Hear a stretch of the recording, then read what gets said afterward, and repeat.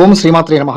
అందరికీ నమస్కారం అండి. ఈరోజు మన ఛానల్‌లో ఈ 2026 సంవత్సరంలో శ్రావణ మాసం ప్రారంభం మరియు ముగింపు తేదీలు, ఈ శ్రావణ మాసంలో వచ్చే ముఖ్యమైన పండుగలు, వాటి తేదీలు, అలాగే ఈ మాసం యొక్క విశిష్టత, శ్రావణ శుక్రవారాలు ఎన్ని వచ్చాయో పూర్తి వివరాలు ఈ వీడియో ద్వారా తెలుసుకుందాం.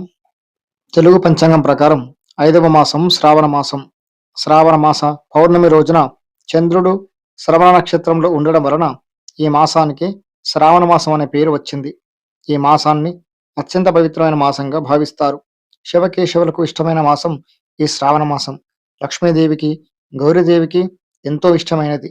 శ్రావణ సోమవారాలు, శ్రావణ మంగళవారాలు, శ్రావణ శుక్రవారాలు అత్యంత విశిష్టమైనది.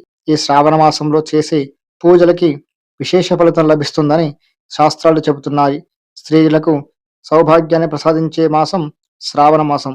శ్రీ మహావిష్ణువుకు, మహాలక్ష్మీదేవికి ఎంతో ఇష్టమైన మాసం ఈ శ్రావణ మాసం.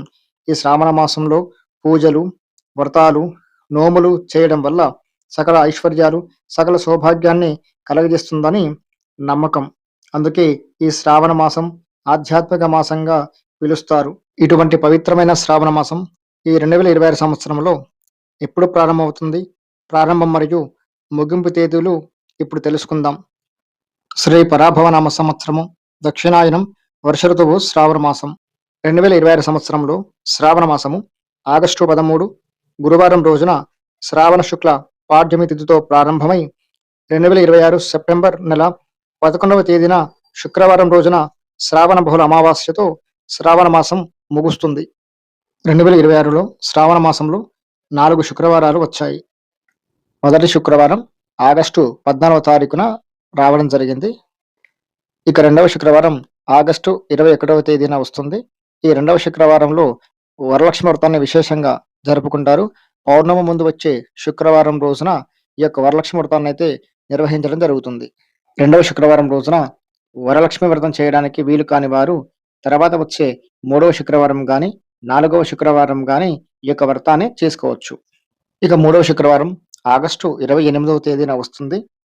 ఈ 3వ శుక్రవారం రోజున పౌర్ణమి తిథి ఉంటుంది కావున మనకు శ్రావణ మాసంలో వచ్చే పౌర్ణమిని రాఖీ పౌర్ణమిగా మనం జరుపుకుంటాం కాబట్టి ఈ 3వ శుక్రవారం రోజున రాఖీ పండుగను 28వ తేదీన జరుపుకుంటున్నాం. 4వ శుక్రవారం సెప్టెంబర్ నెల 4వ తేదీన రావడం జరిగింది. 4వ శుక్రవారము బహుళాష్టమి ఉంటుంది కావున ఈ యొక్క శ్రావణ బహుళాష్టమి రోజు శ్రీకృష్ణ జన్మాష్టమిగా జరుపుకుంటాము. కాబట్టి ఈ యొక్క 4వ శ్రావణ శుక్రవారం రోజున శ్రీకృష్ణ జన్మాష్టమి యొక్క వేడుకలు నిర్వహిస్తారు. శ్రావణ మాసంలో వచ్చే సోమవారాలు కూడా ఎంతో పవిత్రమైనవి. ఈ 2026 శ్రావణ మాసంలో 4 సోమవారాలు అయితే వచ్చాయి. మొదటి శ్రావణ సోమవారం ఆగస్టు 17వ తేదీన, రెండవ శ్రావణ సోమవారం ఆగస్టు 24వ తేదీన, మూడవ శ్రావణ సోమవారం ఆగస్టు 31వ తేదీన, 4వ శ్రావణ సోమవారం సెప్టెంబర్ 7వ తేదీన వచ్చింది కనుక ఈ శ్రావణ సోమవారం రోజున శివుడికి అభిషేకం చేసుకుంటే పరమేశ్వరుడికి అనుగ్రహం లభిస్తుంది.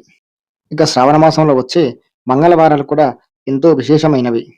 ఈ శ్రావణ మాసంలో మంగళవారం రోజున మంగళ గౌరి నోము అయితే చేసుకుంటారు కాబట్టి ఈ 2026 శ్రావణ మాసంలో మొత్తం 4 శ్రావణ మంగళవారములు వచ్చాయి. మొదటి శ్రావణ మంగళవారము ఆగస్టు 18వ తేదీ రావడం జరిగింది. ఈ రోజున మంగళ గౌరి నోమునైతే ఆచరిస్తారు. రెండవ శ్రావణ మంగళవారము ఆగస్టు 25వ తేదీన, మూడవ శ్రావణ మంగళవారము సెప్టెంబర్ 1వ తేదీన, 4వ శ్రావణ మంగళవారము సెప్టెంబర్ 8వ తేదీన వచ్చాయి. ఇక సెప్టెంబర్ 11 శుక్రవారం శ్రావణ బహుళ అమావాస్య తిథి. దీనినే పొలాల అమావాస్యగా ఈ రోజున జరుపుకుంటాము. శ్రావణ మాసంలో వచ్చే చివరి శుక్రవారం. దీనితో శ్రావణ మాసం ముగిసి భాద్రపద మాసం అయితే ప్రారంభం అవుతుంది. ఎన్నో పండుగలు, నోములు, వ్రతాలు ఉన్నటువంటి ఈ పవిత్రమైన శ్రావణ మాసానికి స్వాగతం పలుకుతూ ఆ మహాలక్ష్మీదేవి యొక్క అనుగ్రహం మీ అందరికీ ఉండాలి. అమ్మవారి యొక్క కృప వల్ల మీకు అఖండ ఐశ్వర్యం కలగాలని మనస్ఫూర్తిగా కోరుకుంటూ మా యొక్క వీడియో నచ్చితే లైక్ చేయండి, సబ్స్క్రైబ్ చేసుకోండి మా ఛానల్ని.